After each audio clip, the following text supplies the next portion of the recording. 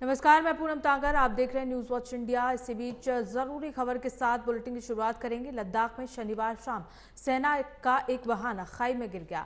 इस हादसे में 8 जवानों की मौत हो गई है, जबकि 2 जवान घायल बताए जा रहे हैं। हादसा क्यारी शहर से 7 किलोमीटर दूर कारू गैरिसन के पास हुआ। जानकारी मिलते ही सेना ने रेस्क्यू ऑपरेशन शुरू कर दिया है। सेना अधिकारियों ने बताया कि काफिले में 5 वाहन थे। जो वाहन खाई में गिरा उसमें 10 सैनिक सवार थे। हादसे में जान गंवाने वालों में एक जूनियर कमीशन अधिकारी सहित 8 जवान शामिल हैं। ये तस्वीरें लद्दाख में बड़ा हादसा हो गया, जहां सेना का एक ट्रक खाई में गिर गया, जिसमें 9 जवानों की जान चली गई। मौके पर राहत और बचाव कार्य चल रहा है। क्यारी से 7 किलोमीटर पहले दुर्घटना हुई। भारतीय सेना के जवान गैरिसन से लेह के पास क्यारी की तरफ जा रहे थे। लद्दाख में लेह के पास सेना का एक ट्रक दुर्घटनाग्रस्त हो गया। इस ट्रक में सवार एक जूनियर कमीशन ऑफिसर और 8 जवानों की मौत हो गई, जबकि एक जवान घायल हुआ है। उसे अस्पताल में भर्ती कराया गया।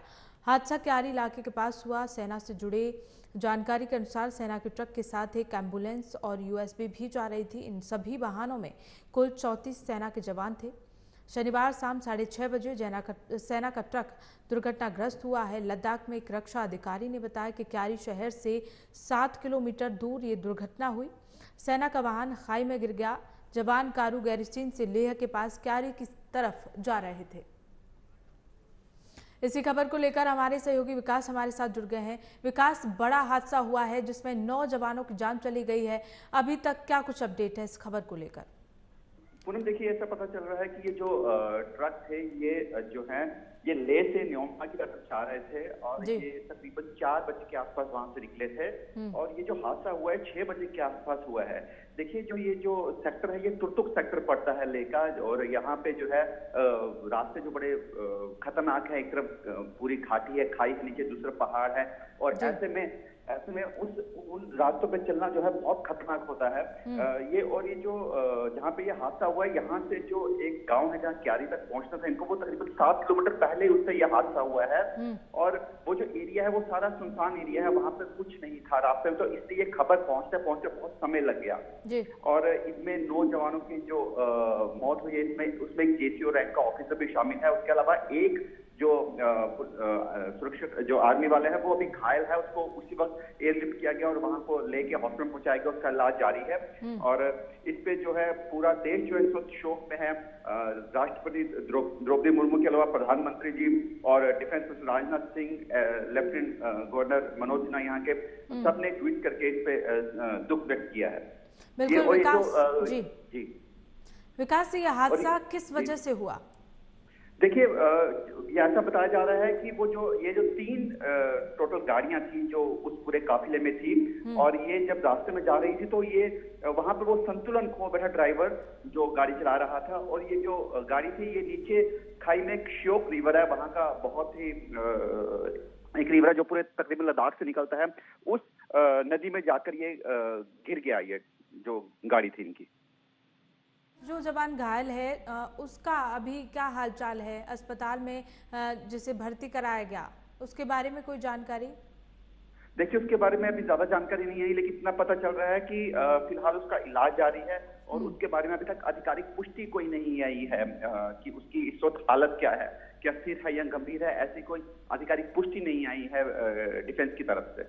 बिल्कुल विकास, एक और हादसा इस तरह का जम्मू कश्मीर के राजौरी में हुआ था, और एक बार फिर से दूसरा हादसा जिसमें 9 जवानों की जान चली गई।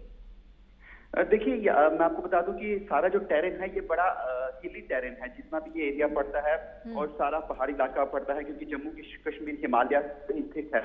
तो इसीलिए यहाँ पर अक्सर जो है, अब हालांकि रोड की जो कनेक्टिविटी है बहुत अच्छी है, फिर भी मोड़ बहुत होते हैं, तीखे मोड़ होते हैं। ऐसे में कई बार संतुलन बनाना गाड़ी का बहुत मुश्किल होता है। तो ऐसे में हादसे अक्सर हो जाते हैं, लेकिन फिर भी जो है हमारे आर्मी के ड्राइवर काफी ट्रेन होते हैं, लेकिन फिर भी हर बार ऐसे हादसे रोकना बहुत मुश्किल होता है। जी चलिए विकास, बहुत बहुत शुक्रिया हमारे साथ जुड़ने के लिए। खबरों में आगे रुक करेंगे। आज 20 अगस्त को पूर्व प्रधानमंत्री राजीव गांधी की जयंती है। कांग्रेस नेता राहुल गांधी ने अपने पिता को पेंगोंग त्सो लेक से श्रद्धांजलि दी। इसके लिए लेक के पास पूरी तैयारी की गई। पूर्व पीएम की तस्वीरों के साथ यहां पोस्टर लगाए गए हैं। इसी बीच राहुल ने सोशल मीडिया पर एक वीडियो शेयर कर लिखा, पापा आपकी आंखों में भारत के लिए जो सपने थे इन अनमोल यादों से झलकते हैं। आपके निशान मेरा रास्ता है, हर हिंदुस्तानी के संघर्षों और सपनों को मैं समझ रहा हूँ। भारत माँ की आवाज़ सुन रहा हूँ। राजीव गांधी को याद करने के लिए यहाँ बड़ी संख्या में लोगों के जुटने की उम्मीद भी थी और बड़ी संख्या में लोग जुटे भी थे। तो कांग्रेस नेता राहुल गांधी अपने पिता और पूर्व प्रधानमंत्री राजीव गांधी को उनकी जयंती पर लद्दाख में पेंगोंगसो झील किनारे श्रद्धांजलि देने पहुंचे थे। अपने पिता राजीव गांधी की जयंती पर कांग्रेस सांसद राहुल गांधी ने सोशल मीडिया प्लेटफॉर्म यानी एक्स पर कहा कि पापा आपकी आंखों में भारत के लिए जो सपने थे इन अनमोल यादों से झलकते हैं और साथ ही साथ आपके निशान मेरा रास्ता है, हर हिंदुस्तानी के संघर्षों और सपनों को मैं समझ रहा हूँ। ये तस्वीरें लद्दाख से सामने आई जहां राहुल गांधी ने अपने पिता राजीव गांधी को श्रद्धांजलि दी और उन्हें पुष्प अर्पित किए। पेंगोंगसो झील के किनारे उन्होंने श्रद्धांजलि दी और साथ ही साथ अपने पिता राजीव गांधी की जयंती पर कांग्रेस सांसद राहुल गांधी ने सोशल मीडिया पर एक भावना से भरा हुआ पोस्ट भी साझा किया। अगली खबर बिहार के गया से है जहां डेला थाना क्षेत्र में बेखौफ बालू माफियाओं ने पुलिस की टीम पर हमला कर दिया। इस हमले में कई पुलिसकर्मी चोटिल भी हो गए। एक बालू लदे ट्रैक्टर वाहन को पकड़ने के बाद बालू माफियाओं के द्वारा इस तरह का हमला किया गया है और अचानक पुलिस की टीम पर रोड़ेबाजी शुरू कर दी गई। अचानक हमला होने से पुलिस की टीम को पीछे हटना पड़ा। इस क्रम में कई पुलिसकर्मी चोटिल हो गए। वहीं माफियाओं ने पुलिस वाहनों के शीशे भी तोड़ दिए। ये तस्वीरें बिहार के गया से सामने आ रही हैं जहां बालू माफियाओं को रोकने गई पुलिस पर बालू माफियाओं ने हमला कर दिया।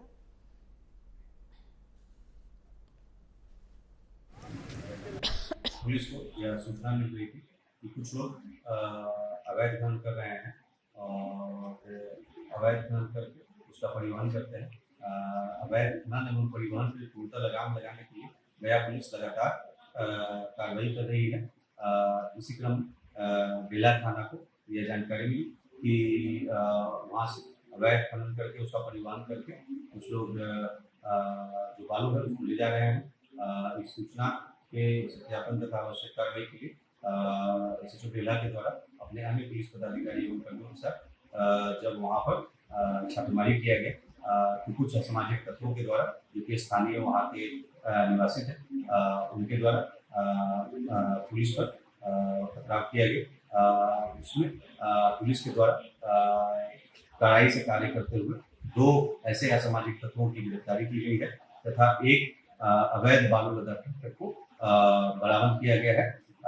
इस मामले में कांड दर्ज करके जो भी इसमें शामिल लोग हैं उनको चिन्हित करते हुए अग्रतर कार्रवाई की जा रही है।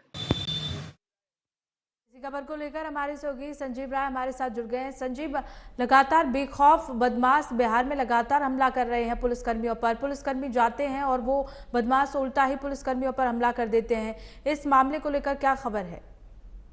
देखिए, निश्चित तौर पर जो गया में बालू तस्करों ने पुलिस पर हमला किया है ये कोई नई बात नहीं है। पिछले 1 साल 1.5 साल से आप देखिए बिहार में जो बालू माफिया है बेखौफ हो, चाहे वो सोन का इलाका हो, नवादा का इलाका हो, गया हो, तमाम जगहों पर यहाँ तक कि कई बार जो है गैंगवार में मौतें भी हुई है। और ये जो बालू माफिया हैं पुलिस को टारगेट तो करते ही हैं, उसके साथ साथ आम लोग भी टारगेट हो रहे हैं जिसमें कई हत्याएं हो चुकी है। ये पूरा गैंग एक तरह से समझिए कि बेखौफ है। और जो गया में हुआ उस गया में जो वारदात हुई, जो जानकारी थी कि जब बालू माफिया बालू अवैध रूप से तस्करी कर रहे थे तो थाना अध्यक्ष ने उसका विरोध किया।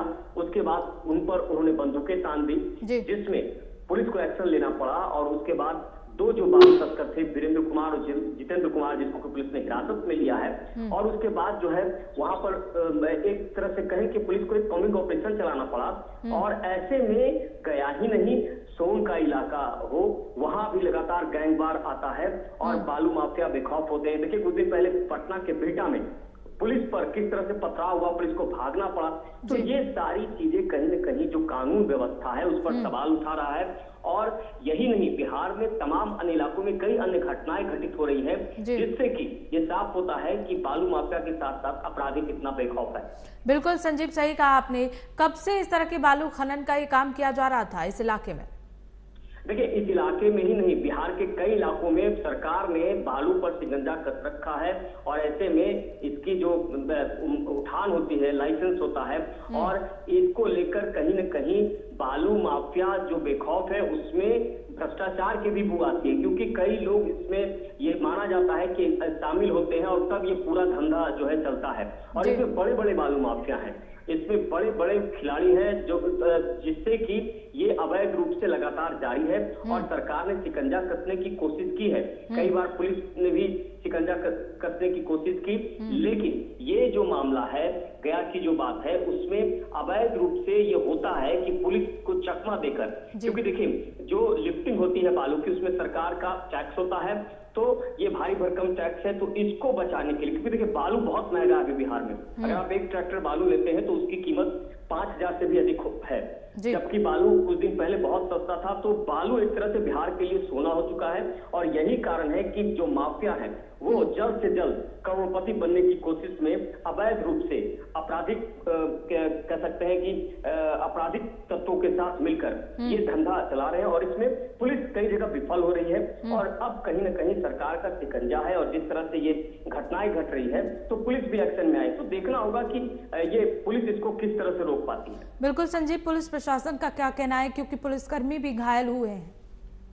देखिए, पुलिस प्रशासन का साफ कहना है कि जिन लोगों ने पथराव किया है, जो ये आपराधिक तत्वों उन छापेमारी हो रही है, 2 लोग गिरफ्तार हो चुके हैं गया के मामले में, बाकियों को पकड़ धकड़ के लिए कॉम्बिंग ऑपरेशन जारी है और बालू माफियाओं पर शिकंजा कसने, क्योंकि देखिए पुलिस पर निशाना बनाया है पुलिस को, तो जाहिर तौर पर पुलिसकर्मी जो है चुप नहीं बैठेंगे और ऐसे में देर रात तक कुछ जानकारी थी कि कई लोगों से पूछताछ हो रही है, कई लोगों को हिरासत में लिया गया है और उसके बाद पुलिस जो है इस पूरे मामले में एक तरह से कहें कि पूरी तरह से एक्टिव है और बालू माफियाओं पर पूरी तरह से शिकंजा कसने के लिए। ठीक है संजीव, आप बने रहिएगा हमारे साथ। इसी बीच अगली ब्रेकिंग न्यूज का रुख कर लेते हैं, जहां बेगूसराय में रोड पर गाड़ी लगाने पर बड़ा विवाद हो गया। बाइक लगाने के बाद विवाद में बाप बेटे को गोली मार दी गई। बदमाशों ने 2 बेटों समेत बाप को गोली मार दी। इलाज के लिए बेगूसराय सदर अस्पताल में भर्ती कराया गया है।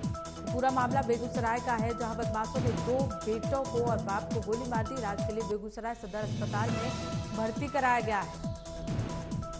बेगूसराय में रोड पर गाड़ी लगाने पर यह विवाद शुरू हुआ। बाइक लगाने के विवाद में बाप बेटे को गोली मारी गई। बदमाशों ने 2 बेटों समेत बाप को गोली मार दी। इलाज के लिए तीनों को अस्पताल में भर्ती कराया गया है। इसी पर संजीव राय हमारे साथ लगातार बने हुए हैं, उनसे जान लेते हैं। संजीव, एक और घटना बिहार से बेगूसराय में, जहां एक मामूली बात को लेकर विवाद हो गया। देखिए, बिल्कुल ये जो मामला है बेहद ही कह सकते हैं कि दुखद है। पार्किंग विवाद की ये घटना आ रही है, जिसमें सिंघौल ओपी क्षेत्र का ये मामला है, बेगूसराय से जुड़ा है। टाटा मैजिक वाहन जो है लगाने के विवाद में पिता पुत्र समेत 3 लोगों को गोली मारी गई है और इसमें एक की घटनास्थल पर मौत हो गई है और बाकी का इलाज चल रहा है। जो जानकारी मिल रही है कि विवाद हुआ था, टाटा मैजिक जो गाड़ी आ रही थी और गाड़ी जो खड़ी थी उसको लेकर जब विवाद हुआ तो दोनों में बहस होने लगी। उसके बाद जो है एक पक्ष के द्वारा गोलीबारी शुरू हो गई और गोलीबारी शुरू होने के बाद बीच बचाव करने गए लोग पर गोलियां चलने लगी। उसके बाद ये जो जानकारी मिल रही है कि इसमें जो मौतें हुई है वो एक मौत है और 3 जो लोग हैं वो गंभीर रूप से घायल हैं, जिनका इलाज बेगूसराय के सदर अस्पताल में चल रहा है। बिल्कुल संजीव, यहाँ साफ साफ देखने को मिल रहा है किस तरह से लोग जरा सी बात पर और फायरिंग शुरू कर देते हैं, हथियार लेके निकल पड़ते हैं। तो पूरी तरह से गुंडा राज एक तरह से बिहार में देखने को मिल रहा है, जहां प्रशासन का बिल्कुल भी खौफ लोगों के मन में नहीं रहा। देखिए, सबसे बड़ी बात है कि ये बिहार वही बिहार है कि जब नीतीश कुमार 2005 में सत्ता की बागडोर थामे थे तो बहुत स्ट्रिक्ट एक्शन लिया गया था और कई अपराधी सलाखों के पीछे थे या कई अपराधियों को इनकाउंटर किया गया और सख्त से सख्त कार्रवाई हुई। लेकिन पिछले 2-3 सालों में देखा जा रहा है कि बिहार में जो अपराध का ग्राफ बढ़ रहा है लगातार। आप देखिए, हर दिन कहीं न कहीं छोटी छोटी विवाद में गोलियां चल रही है, हत्या कर दी जा रही है, एक पत्रकार की हत्या होती है, कहीं पुलिसकर्मी की हत्या हो जा रही है, कहीं विवाद में गोलियां चल जा रही है। तो ये कहीं न कहीं सीधा सवाल उठता है कि आखिर कानून व्यवस्था का राज क्या खत्म हो गया बिहार में। तो ये सवाल अब सरकार को जवाब देना है कि आखिर जिस कानून व्यवस्था का राग अलाप रही है सरकार, वहां हर दिन कहीं न कहीं हर जिले से हत्या, लूट, डकैती और इस तरह की खबरें जो आ रही है उस पे अब लगता है कि बिहार में लॉ एंड ऑर्डर का इकबाल उठ गया है। और जिस तरह से देखिए पार्किंग विवाद में गोली चल जा रही है और इस पर पुलिसकर्मी को बेखौफ होकर अपराधी गोली मार दे रहे हैं, पत्रकार को गोली मार दे रहे हैं, तो ये कई सवाल उठ रहे हैं। बिल्कुल जाहिर सी बात है संजीव, इस पूरे मामले को लेकर प्रशासन का क्या कहना है? क्या कोई गिरफ्तारी अब तक इस मामले को लेकर हो पाई है? देखिए बिल्कुल, इस पूरे मामले में बेगूसराय में जो है गिरफ्तारी की जहां तक बात है तो 2 से 3 लोगों की गिरफ्तारी हुई है और कई लोग अभी जो फरार हैं उसकी पुलिस छापेमारी कर रही है। संजीव यादव मैजिक चलाता था और वो जो जानकारी मिल रही है कि शनिवार की देर रात मैजिक वाहन सड़क पर लगाने को लेकर अपने गुतिया से ही विवाद हुआ था और पक्ष और जो दूसरे लोग थे उसमें फिर ताबड़तोड़ जो फायरिंग हुई, उसके बाद ये तमाम लोग हैं, उन लोगों की धार पकड़ के लिए पुलिस कॉम्बिंग ऑपरेशन करी। एक महिला इसमें गिरफ्तार हुई है और उसके साथ साथ तमाम लोगों की गिरफ्तारी के लिए। चलिए ठीक है संजीव, बहुत बहुत शुक्रिया हमारे साथ जुड़ने के लिए, तमाम जानकारी साझा करने के लिए। इसी बीच अगली खबर की ओर बढ़ेंगे। मुख्यमंत्री योगी आदित्यनाथ ने कड़ा रुख अपनाते हुए सड़कों पर चलने वाले वाहनों पर जाति सूचक शब्द और सांप्रदायिक शब्दों के लिखे होने पर आपत्ति जताते हुए निर्देश दिए हैं। उन्होंने कहा कि ऐसे वाहनों पर जिन पर जाति सूचक शब्द लिखे हों, ट्रैफिक पुलिस द्वारा कार्रवाई सुनिश्चित की जाए। सड़कों पर अमूमन वाहनों पर आपको कई जाति के नाम लिखे हुए नजर आ जाएंगे। ऐसे में मुख्यमंत्री योगी आदित्यनाथ ने ये निर्देश दिया है कि ऐसे वाहनों पर कार्यवाही की जाए, जिसके चलते गाजियाबाद में भी ऐसे वाहनों पर कार्रवाई की जा रही है। तस्वीरें गाजियाबाद के प्रमुख चौराहे हापुड़ चुंगी की हैं, जहां पर ट्रैफिक पुलिस इस तरह के वाहनों को रोक रही है और उनका चालान भी काट रही है।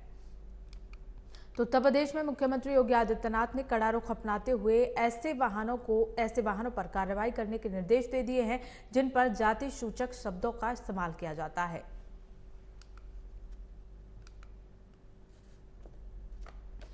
देखिए, जब से माननीय मुख्यमंत्री का आदेश प्राप्त हुआ है तब से हम इस पर लगातार कार्रवाई कर रहे हैं और अभी एक विशेष अभियान अभी चल रहा है जो 11 तारीख से लेकर के और 20 तारीख तक का है, जिसपे जाति सूचक शब्द और संप्रदाय सूचक शब्द पे अभियान चला। हम लोग इस पर बहुत बड़ी संख्या में चलानी कार्रवाई की है और लगातार इस कर भी रहे हैं और आगे भी लगातार कार्रवाई करेंगे। तो ऐसे भी कोई गाइडलाइन भी जारी है ये सब ट्रैफिक पुलिस की तरफ से कि लोग पहले इस चीज को समझ भी जाए? हम लोग मीडिया के माध्यम से और सोशल मीडिया पर भी और प्रेस नोट के माध्यम से बताया जाता है कि अगर किसी गाड़ी पर आप जाति संप्रदाय शब्द अगर लिखते हैं तो फिर आपका विरुद्ध कार्रवाई की जाएगी, चालान की कार्रवाई होगी। अब तक कितने चालान हो गए? अब तक इधर हम लोग करीब 1500 के आसपास चालान किए हुए हैं, लेकिन टोटल चालान के हम लोग हजारों में काफी बड़ी संख्या में लोग लिखे हैं। इसी खबर को लेकर हमारे सहयोगी अजीत रावत हमारे साथ जुड़ गए हैं। अजीत, अब तक कितने वाहनों पर कार्रवाई की जा चुकी है?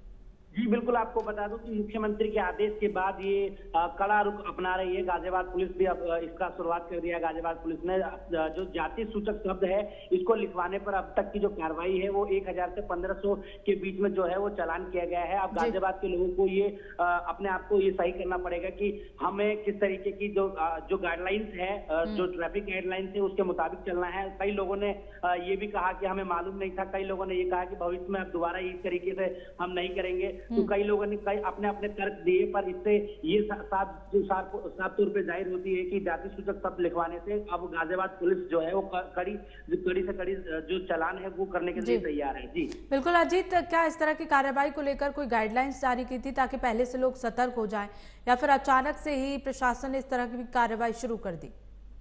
जी देखिए, ये मुख्यमंत्री योगी आदित्यनाथ के कड़ा रुख अपनाते हुए इन्होंने ये जाति सूचक शब्द को जो वाहनों पर लिखवाते हैं सांप्रदायिक फैलता है, जिससे आपत्ति जताते हैं लोग। काफी लोगों में रोष होता है, क्योंकि अमूमन वाहनों पर ये आप देख सकते हैं कि जाति सूचक शब्द जो है वो लिखे हुए पाते हैं। तो इसी को देखते हुए मुख्यमंत्री योगी आदित्यनाथ ने ये निर्देश दिए हैं, जिसके बाद ये गाजियाबाद पुलिस ने ये पूरी तरीके से अपनी तैयारी जो है वो कर ली थी और उसके बाद लोगों को अल्टीमेटम भी दिया था। इससे पहले भी कई बार ये जो अभियान है ये चलाया गया था, जिसके बाद अब ये गाजियाबाद पुलिस ने ये सतर्क कर दिया है और इसके बाद जो कार्रवाई है वो शुरू कर दी है। जी चलिए ठीक है अजीत, बहुत बहुत शुक्रिया हमारे साथ जुड़ने के लिए। तो वहीं उद्योगपति रतन टाटा को महाराष्ट्र सरकार ने उद्योग रत्न पुरस्कार से सम्मानित किया है। महाराष्ट्र सरकार ने पहली बार शुरू किए इस पुरस्कार के लिए रतन टाटा को चुना। राज्य के मुख्यमंत्री एकनाथ शिंदे ने कहा कि पहला पुरस्कार हमें रतन टाटा जी को देने का सौभाग्य प्राप्त हुआ है। रतन टाटा और टाटा ग्रुप का देश के लिए योगदान बहुत बड़ा है। दक्षिण मुंबई के कोलाबा स्थित उनके आवास पर मुख्यमंत्री एकनाथ शिंदे, उप मुख्यमंत्री देवेंद्र फडणवीस और अजित पवार पहुंचे और महाराष्ट्र औद्योगिक विकास निगम की ओर से रतन टाटा को एक शॉल, एक प्रशस्ति पत्र और एक स्मृति चिन्ह दिया गया।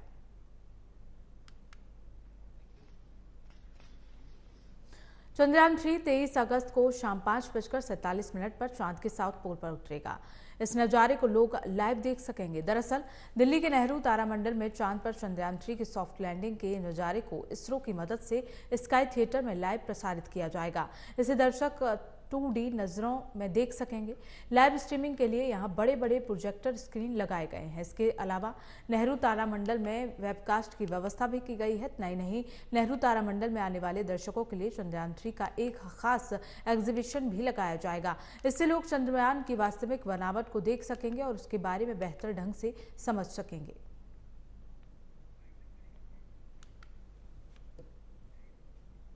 फिलहाल खबरों में बस इतना ही। देखते रहिए न्यूज़ वॉच इंडिया।